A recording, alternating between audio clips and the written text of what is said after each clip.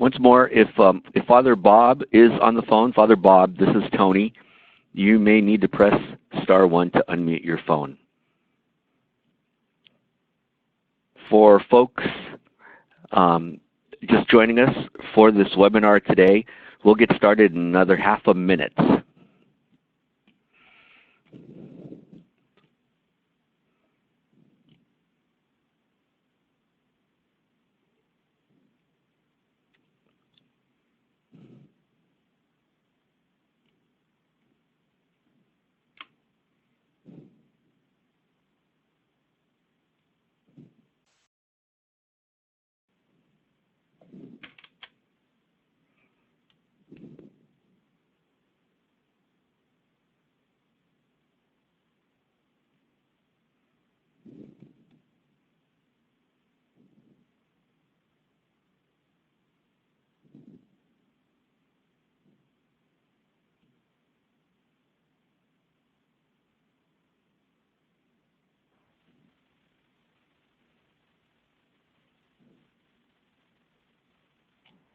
Okay, I think I'm going to go ahead and get us started. Thank you, everybody, for joining this webinar today. I'm Tony Kube. I'm the National Manager for the Catholic Bishops' Justice for Immigrants campaign. And we have some very good, very knowledgeable presenters who will be speaking to you today on the migrant protection protocols. Before we get started, I want to go ahead and I want to inform everybody of some administrative items here. You all have been muted so that we cut back on the amount of background noise that can be generated in webinars like this. We do want to make this interactive, so at the bottom of your screen, on the bottom right-hand corner, I'm going to type something there. There's a chat box.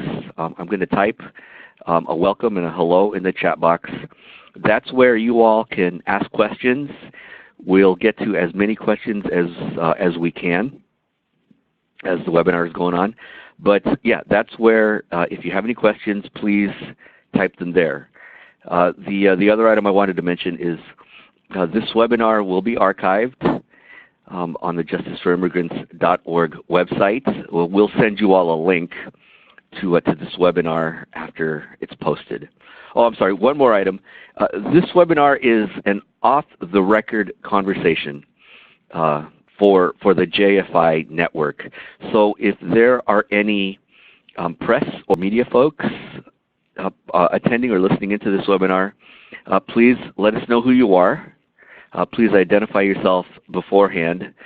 And if you need any other information as a result of this webinar, if you have any follow-up questions, there is an email address for our media relations person here at Migration and Refugee Services. You can contact that person for any follow-up items. Okay, so I'm not going to wait any longer. I'm going to go ahead and turn it over to my colleague, Selena. Selena, why don't you go ahead and proceed with the webinar. Thank you, Tony. Good afternoon, everybody. My name is Selena Marquez, and I am a policy consultant here at the U.S. Conference of Catholic Bishops, Migration and Refugee Services. And today, I will be speaking a little bit. Tony, if you could go to the next slide, please. Thank you. I'll be speaking a little bit, if you look to the agenda, just giving a brief, very general overview of what the migrant protection protocols are, and then handing it over to Tanya Guerrero, who is a project attorney at Clinic, as well as Father Bob Mosher, the Columbans. We'll be hearing from them about stories from on the ground. They are located in both Ciudad Juarez and El Paso and have very firsthand knowledge and insight into what the policy looks like in practice. And then we will go ahead and do a little bit of talking about what you can do to help and look at the advocacy perspective of it. And then we will turn to questions if you all have any about the policy and anything that we say during the presentation. So with that, if we can turn to the next slide, I will be giving a brief overview of what the migrant protection protocols are. On January 25th of 2019, the Department of Homeland Security issued the policy via a memorandum. Migrant Protection Protocols, or MPP, is also known as Remain in Mexico more colloquially. We refer to it as MPP because that is the official name. And so use MPP generally in our backgrounders and information, and we'll be referring to it as MPP through my portion of the discussion as well. And what the memo did was outline procedures under which the U.S. government would return certain asylum seekers to Mexico to wait through the duration of their immigration cases. And this was whether they presented themselves at an official port of entry or between ports of entry along the border. Of course, the policy has raised many concerns, primarily the fact that it makes individuals wait under uncertain and oftentimes dangerous conditions while they wait in Mexico. Of course, there's also questions about due process and access to justice. There's concerns as well over access to medical and social services while they are waiting in Mexico.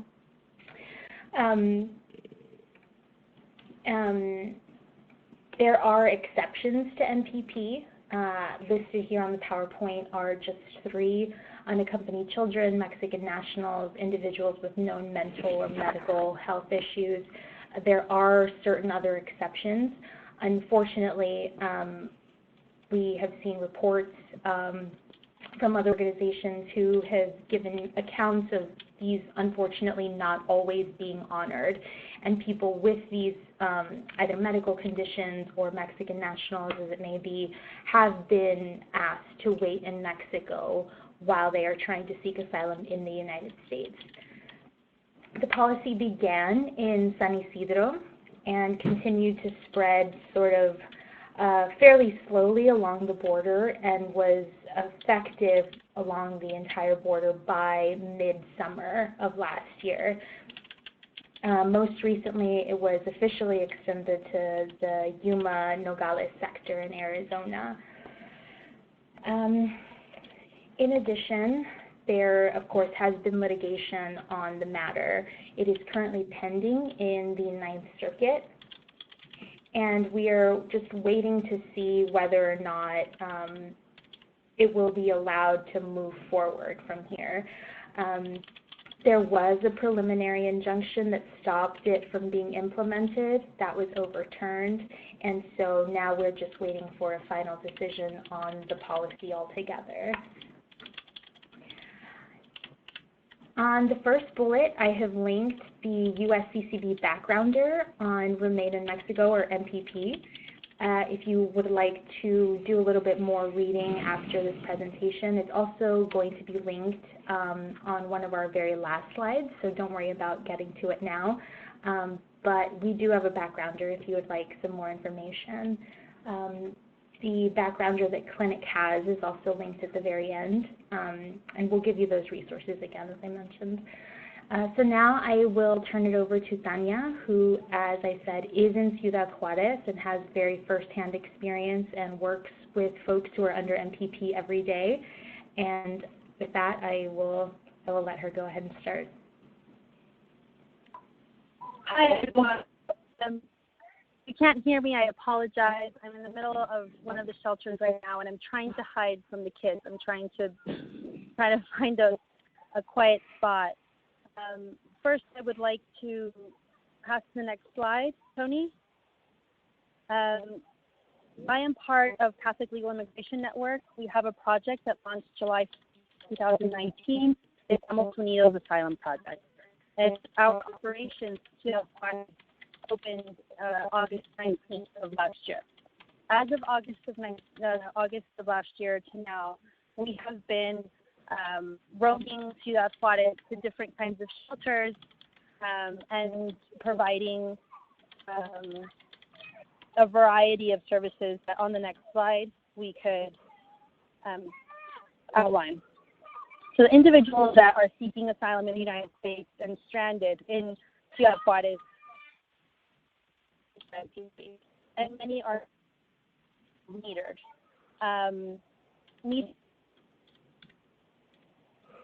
Hey, Tanya, you're Yes. breaking up a little bit. I'm sorry, Tanya, you're breaking up a little bit.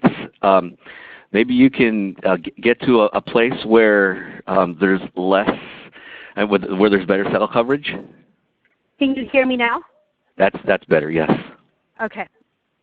So those people under who have been metered are those who have come to the point of entry and have been turned back by U.S. immigration authorities saying that we don't have any space, or today we're not allowing people seeking asylum, or whatever reason or whatever logical explanation that they think they give, they deny the right to seek asylum in the United States.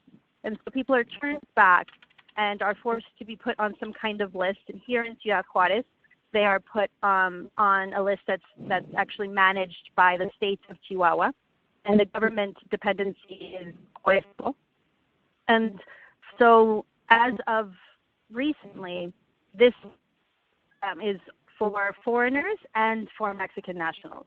Mexican nationals for at least 3 to 4 months were at the foot of the bridge seeking asylum in the United States, and as of 3 weeks, we were forced to leave the foot of the bridge. We were forced out, and to join this list to be able to be called by CBP.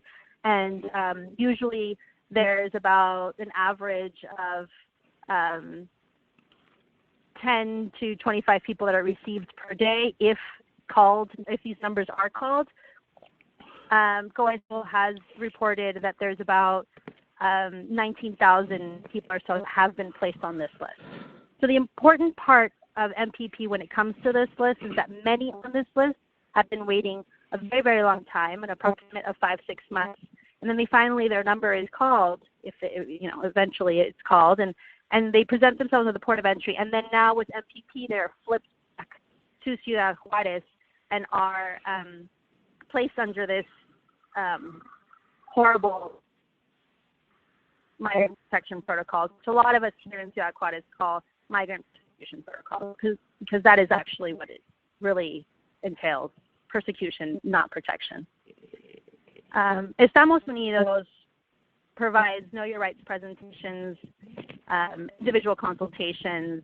We help those that are choosing to move forward pro se, help them prepare their cases. We provide translation services for them. And hopefully we're lucky enough to do and place pro bono full rep cases. Those are the minority of the cases. As I said before, we rotate to different shelters, and a week ago we started providing services at the Cathedral downtown Ciudad Juarez. This is one of our new locations, and it's actually very helpful because those that are not in shelters and that are finding some kind of refuge in abandoned buildings, or are renting, or in hotels, or just squatters somewhere in the city are being able to reach us and our services at this location. Next slide. So some of the challenges that we as Estamos Unidos face here in Ciudad Juarez, and I've mentioned the first one is metered. When we first started in July and August, we thought that the two major populations that we would be serving is those under the metered system or policy, and those that are under MPP. And in early September of last year, we had this third population of Mexican nationals that were seeking asylum, and they were mostly from southern states, and they were seeking asylum based on cartel violence and lots of persecution based on the criminal transnational activities that were in those states. As of early this year, early January, that population has kind of dissolved because of being forcefully families made their decisions, and we don't see this population as prominent anymore. The MPP population is scattered throughout the city and is very difficult to identify where exactly enclaves have really established. And we have people from all over Central America, South America, Cuba.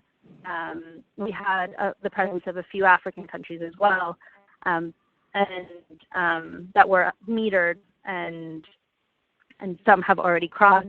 Yesterday, I have been confirmed that Brazilians who were not under MPP are now going to be considered under MPP. And so this is a population that we hadn't seen stranded here before. They had just crossed because they used the language that was different from Spanish, and that was one of the exceptions that was working. But now with this new change, we will be seeing more Brazilians stuck here at the border.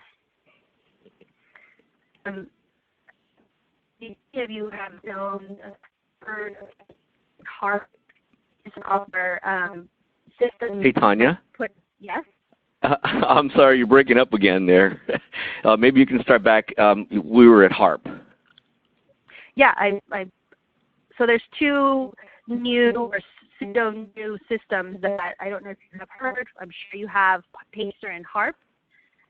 These two figures, as we've seen them here in El Paso, Ciudad Juarez, are basically dismantling the due process at the border. And PACER are placed under PACER are asylum seekers from countries other than Mexico, and we need to go through the process of credible fear and are kept in CBP custody instead of being transferred to the detention center in the interior and moving forward with their case. HARP, on the other hand, is very similar to PACER. It just applies to Mexican nationals who are seeking asylum in the United States and will be continuing their credible fear proceedings.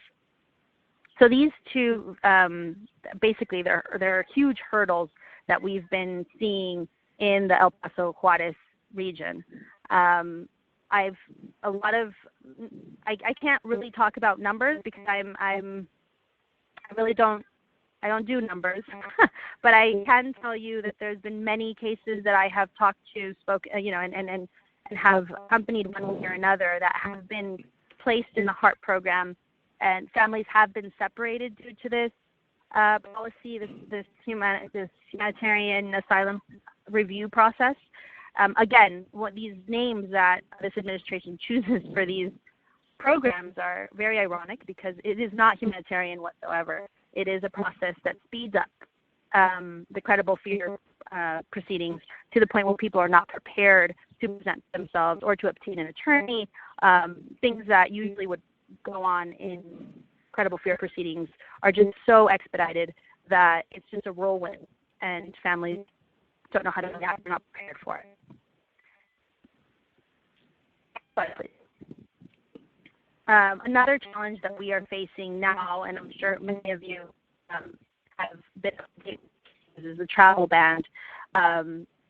This has been affecting us largely due to immigration judges deciding that the date that's on the notice to appear usually is the date that we see as the initial date of the entry to the United States, and the date that the travel ban states as the mark is July 16th. However, a lot of IJs here in El Paso are seeing or are determining that those that are under MPP that enter after this entry, they will use the last date they entered the United States as the date they entered, and which leaves them ineligible for asylum, which is completely ridiculous and ironic because if you don't place me under MPP, the date that I entered is on my NTA, and I would continue my removal proceedings within the United States. However, if I'm in MPP, then you force me to return each time to my master calendar hearing. So this is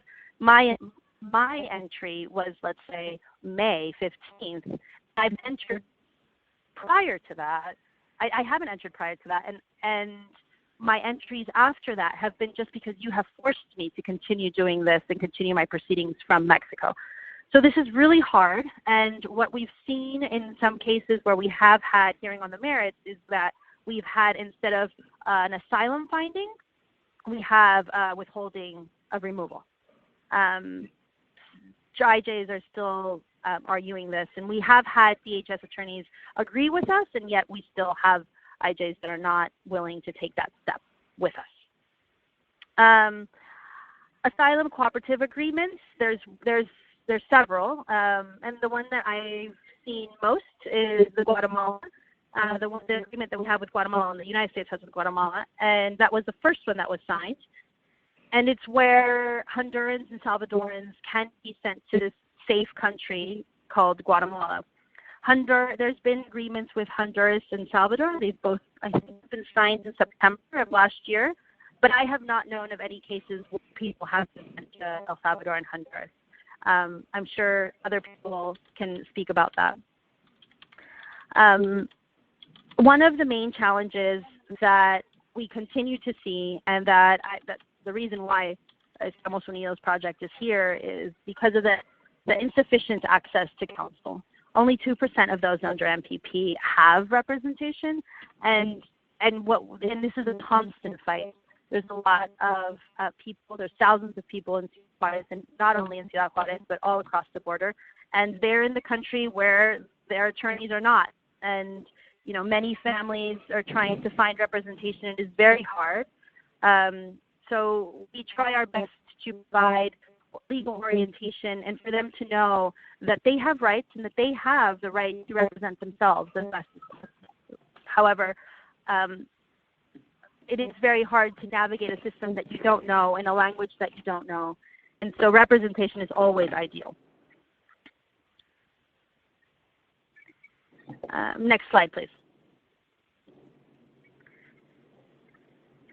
So one of my main concerns has been the lack of counsel, but we also have many, many concerns with safety and just basic needs, right? Safety is a very, very huge concern for us here in Ciudad Juárez. The reason for that being is that Ciudad Juárez is one of the cities where femicide and forced disappearances has been historically high, where the society that was already, the community that was already established here was very fearful, and in the 2008-2009 had very high peaks of homicides and femicides. So it is very Tanya? Kidnapping, extortion, rapes, gender-based issues that not only suffer them in the journey up, but that while waiting here continue to suffer these issues.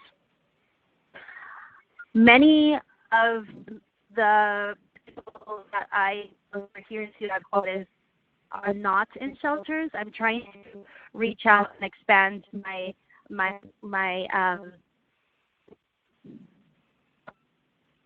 Hey Tanya, you're fading in and out. I'm sorry, Tanya, to interrupt. You're fading in and out. Can you hear me now? Yeah, that's better. Okay, I swear I don't move. I try not to move. It might be the airplanes. So thank you, Tanya. I'll just let you know if there's problems. Yes. So as I was saying, another one of our major concerns is basic needs. While being here, while trying to survive here, we have to provide for our families. We have to keep them healthy. Access to health is a very big issue. There's a huge xenophobia in the city, and there's lack of resources from the local and state authorities.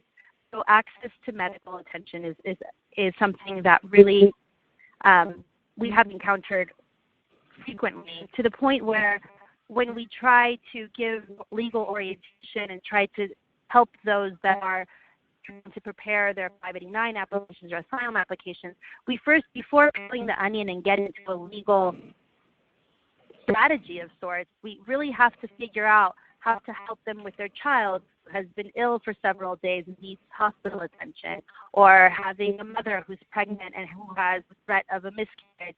She hasn't had medical attention herself. So there's all these layers of attention and of need before that hearing that we might have scheduled for March, right? So if this is my immediate need, I need to figure this out first before I figure out what I can do in March. We can go to the next slide, please.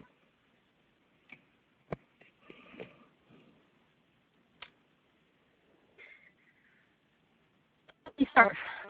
Who serves? What position do we serve here in Estados Unidos? So as I mentioned before, we started our here in August 19th of last year, and so we have served over 1,000 individuals from 8. And we'll see in slides that come up next how the population is divided.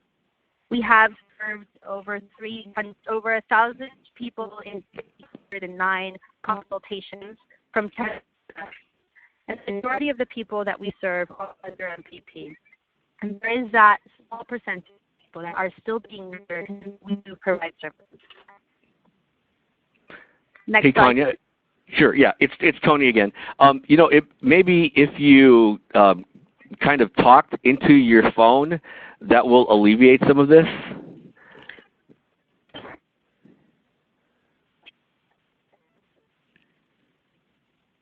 Tanya, are you there?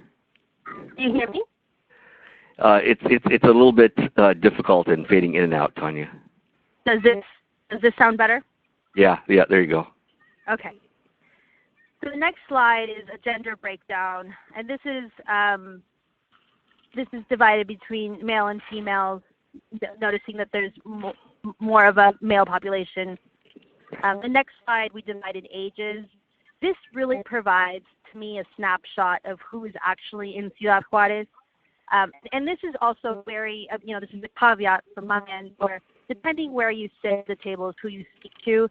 So maybe you speak to other organizations that have different numbers, and maybe they're serving other populations in other shelters, or they roam to other parts of the city. So please keep in mind that these numbers are just ours from what I've seen, from who I speak to, from who we serve. They're not absolute.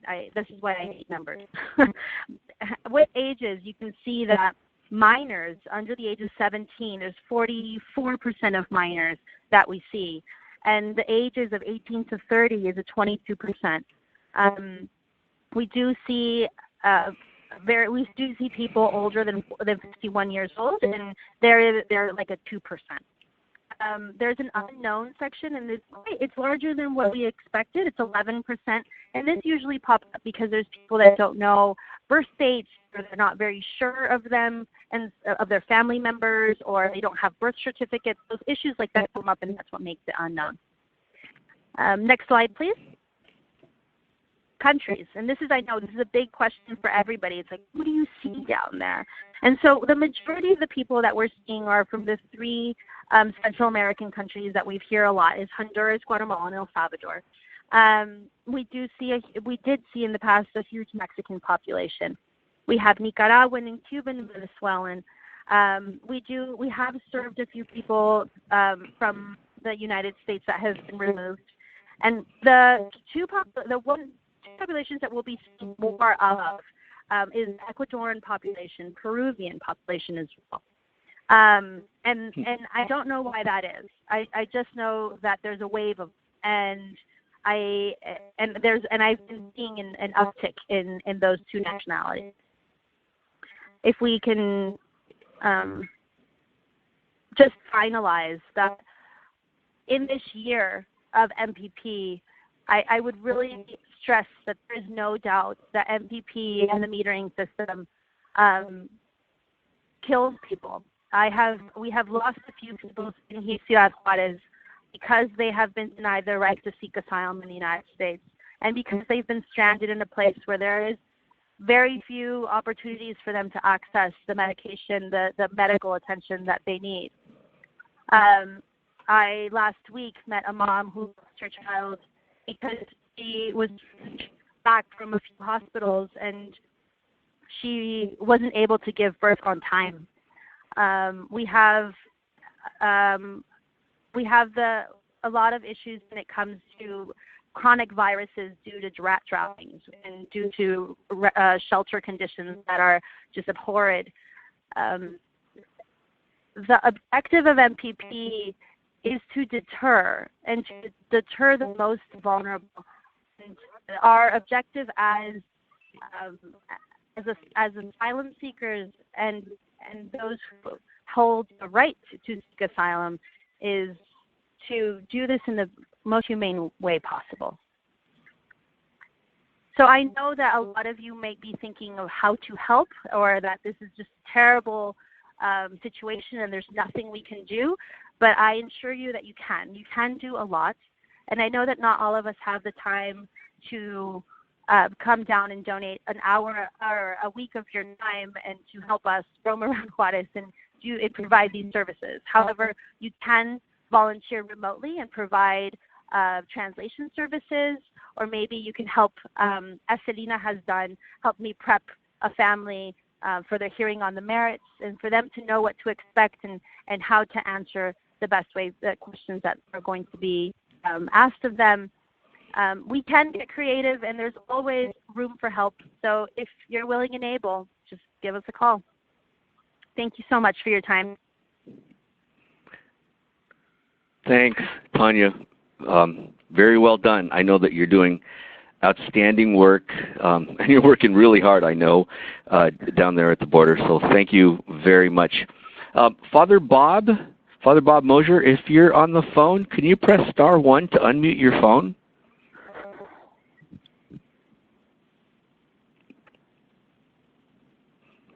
Father Bob Mosier?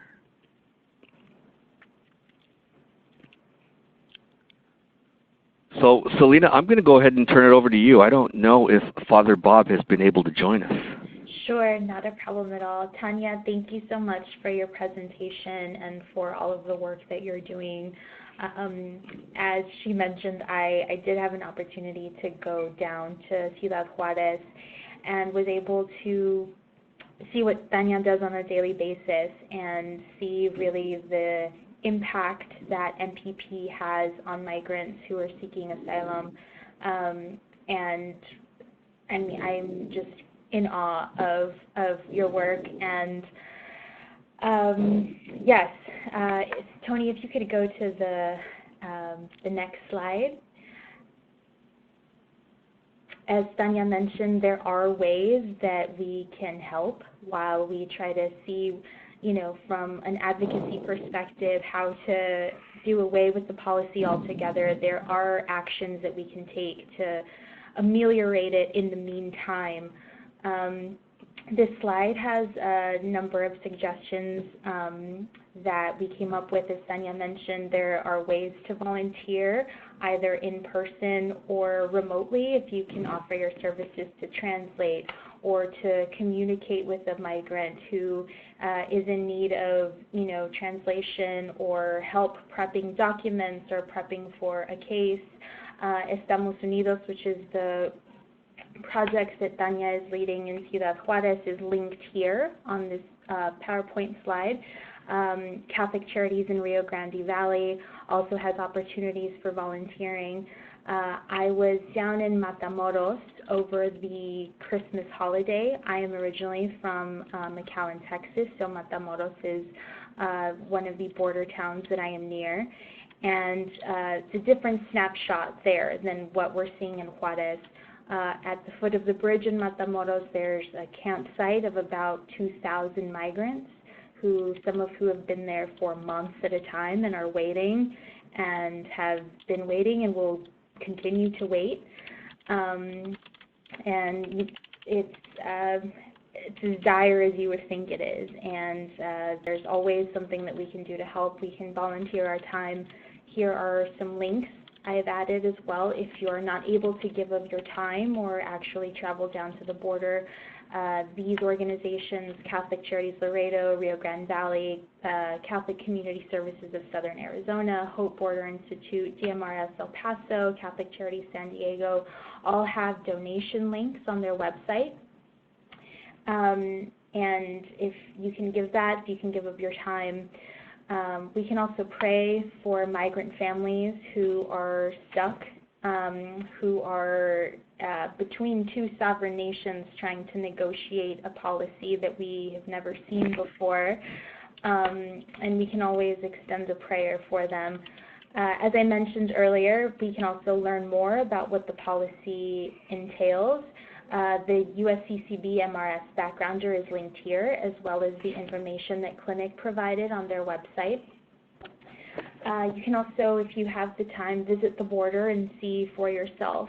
I think it's one thing to be able to read about this on the internet and, you know, lament, but really seeing it in person really just drives the point home, and I think sparks a fire in wanting to take a little bit more action. And we can also share stories, whether you know of somebody who is under MPP or somebody who is family member is affected by it. You can share stories. We can use it on Faces of Migration and amplify that. There is, I think, a very general lack of knowledge about the policy, and not a lot of people are aware of it or aware of the consequences that it's having. If you're not in, you know, the thick of immigration law and policy, I think it's, you know, not something that you hear about too often. But there is just a gigantic impact on migrants and on the asylum system in the U.S., and I think more awareness is needed. So just spreading the word, educating ourselves a little bit more about it, I think all of those are ways to be helpful and to take steps to hopefully dismantle this. So with that, I think we are maybe able to take some questions. Folks, if you have any questions, please go ahead and type them in the bottom right-hand corner in the chat box. It should be blinking there. The cursor should be blinking. And while folks are formulating their questions, Selena, I do have a question for you.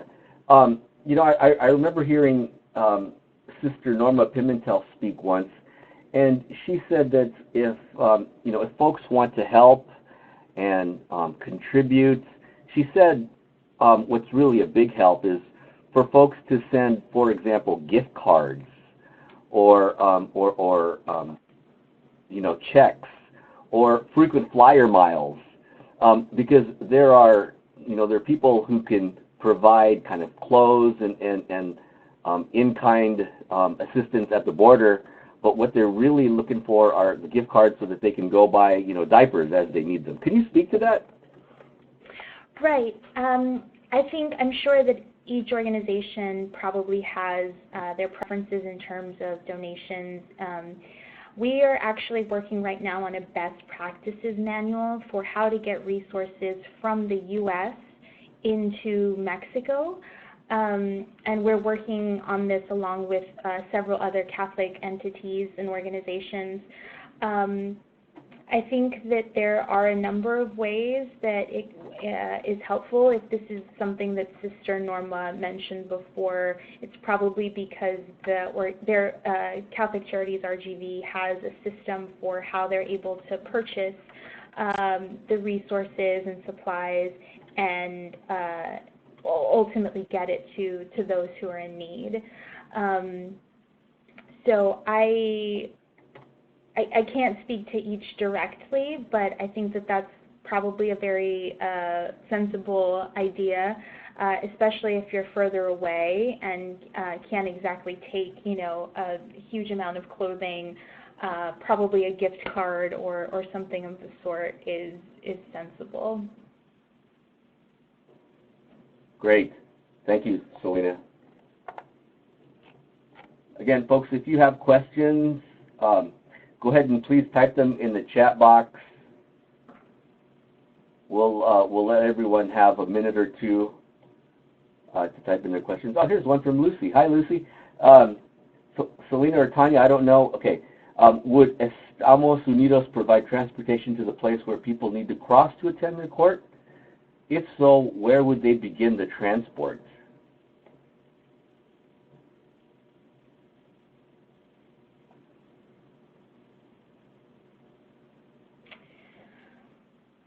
Tanya, you may need to press. Yeah, go ahead, Tanya.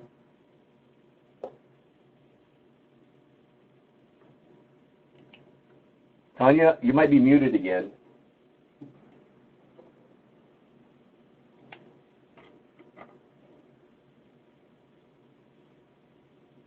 Hello?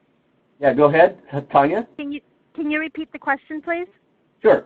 Would Estamos Unidos provide transportation to the place where people need to cross to attend their court? If so, where would they begin the transport? We do not provide transportation to court. The U.S. government provides transportation to those that are under MPP and present themselves for their master calendar hearing. They have to process them, and they usually search them. They make sure that they don't have any contagious diseases, as like chickenpox or like if they have lice or anything, and then they'll take them to court in El Paso.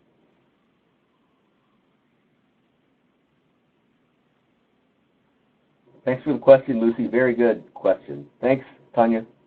Yes. I see we have a few folks typing here, so let's give them a chance to type their question.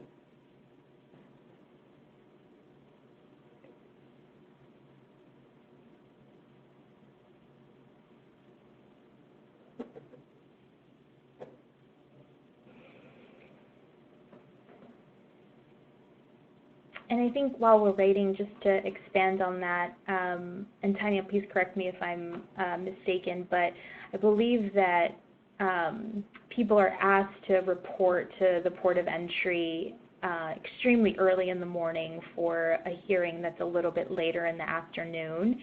And so that is also very challenging and oftentimes dangerous when they're, traveling to the border at, 4 in the morning, 5 in the morning when the sun's up, and are waiting several hours before they're transported to the actual location. Yes, if they have an 8:30 hearing on the merits, asylum seekers are expected to be at the port of entry at 4:30 in the morning. And so depending on what part of the city they're in, it might take them longer to get there. So they'll have to be up at maybe 2 o'clock in the morning and have to head out, and public transportation might not be running, or if they have some kind of agreement with some kind of car service, or if they have a taxi. We have had cases where people try to make it to their master calendar hearing and they are kidnapped and they don't make it. People that are scheduled for a 1 p.m. master calendar hearing have to be there at 9 a.m., which is, it's a better time than 4 in the morning. There's also an issue when coming back and flipped over to Ciudad Juarez. There's three moments in the day that people are returned under MPP, and that's like really early in the morning, like 9 in the morning or something, and then there's like a midday, and then there's one at night, and people are returned to Ciudad Juarez around 8 or 9 o'clock at night, but they have to be processed by Mexican authorities as well. So by the time all that ends, it's at 11 o'clock at night that people are just expected to wander off to wherever they need to sleep. And there are cases reported where people have been sent back under MPP, have been informing U.S. immigration authorities that they fear returning to Mexico because they are, survivors of any kind of crime, severe crime. They're sent back to Mexico despite that, and then they're again faced with this intense organized crime because the networks already know that they're being dumped here at late night, right, and they don't know where they're going, so they're a clear target. Right.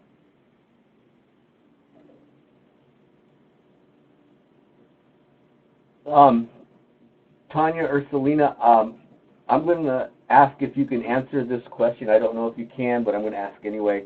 Sarita in Stamford, Connecticut is wondering if there's a documentary either of you can recommend that tells the real story at the border.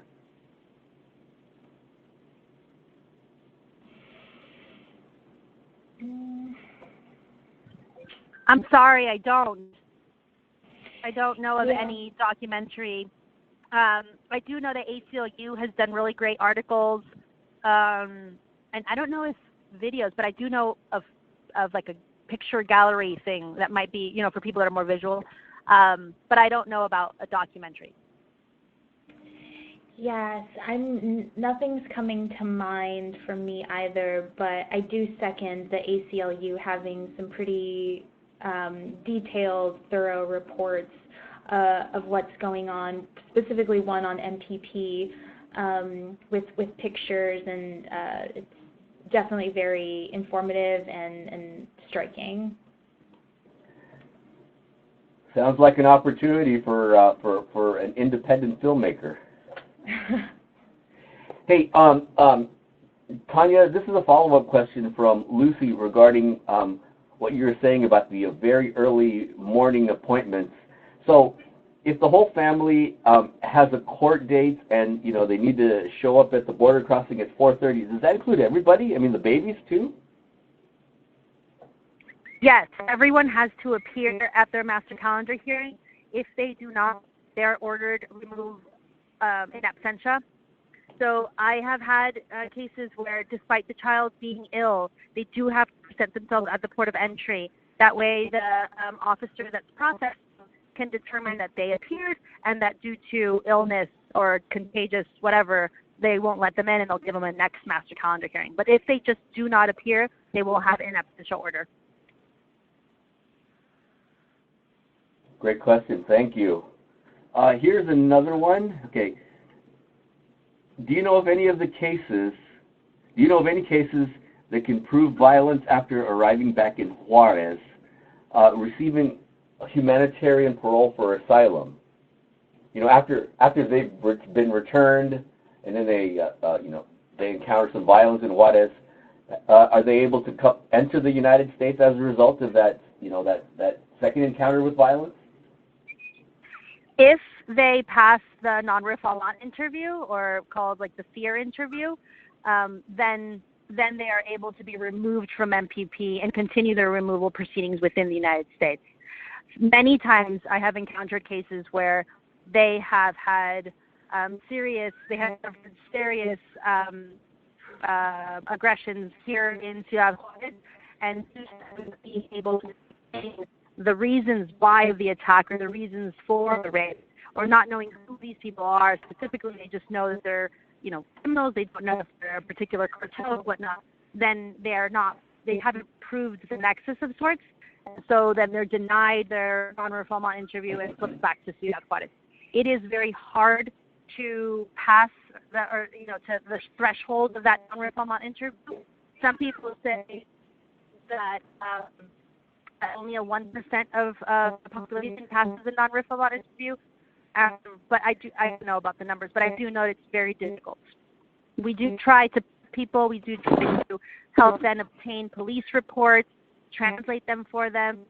We try our best to help them the best way we can. However, there are some cases that are just returned to Ciudad Juarez despite all the evidence and the horror that they lived.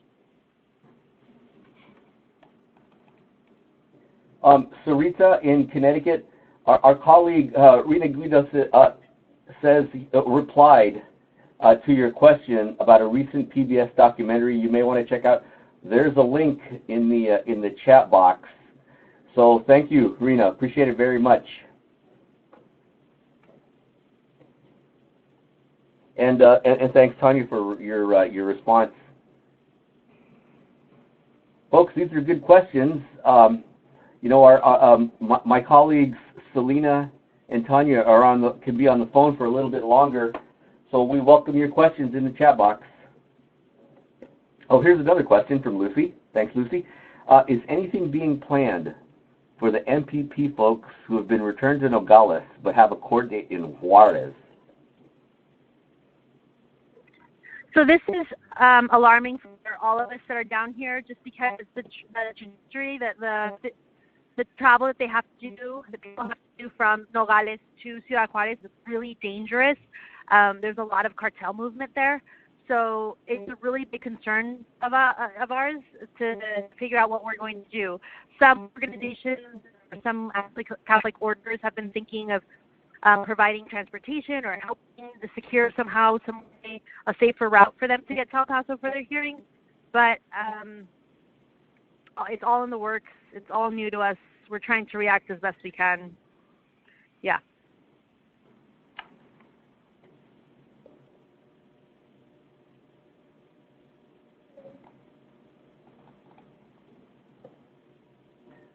Okay. Tony, I think we missed a question here about getting gift cards to Catholic charities. Oh, go ahead. I'm sorry, I missed that. Go ahead, Selena. Sure. I believe Tony mentioned that Sister Norma had said that in passing. I won't speak to the gift cards. I just know that the site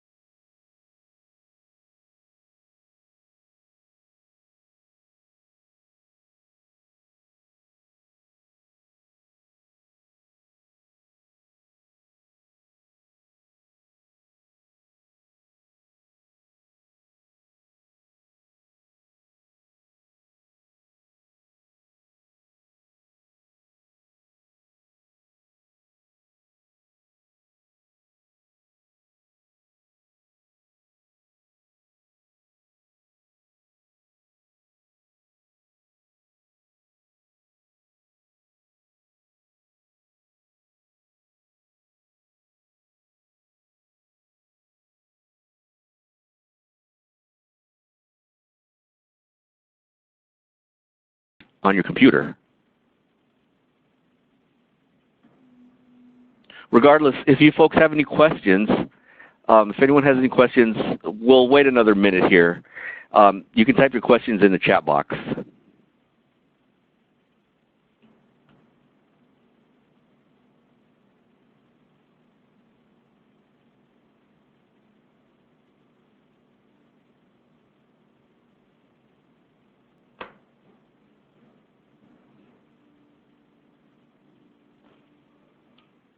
Camilo, I'm glad that, that you have sound now.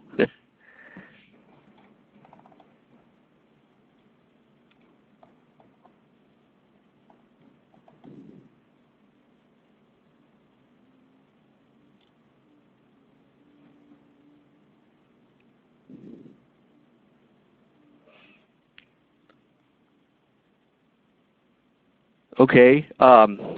You know, I don't see any more questions in the chat box, and I know that folks have many hats that they wear and many responsibilities. So I'm going to go ahead and end the webinar now. Let me type my my email address in here in the chat box in case folks have follow-up questions.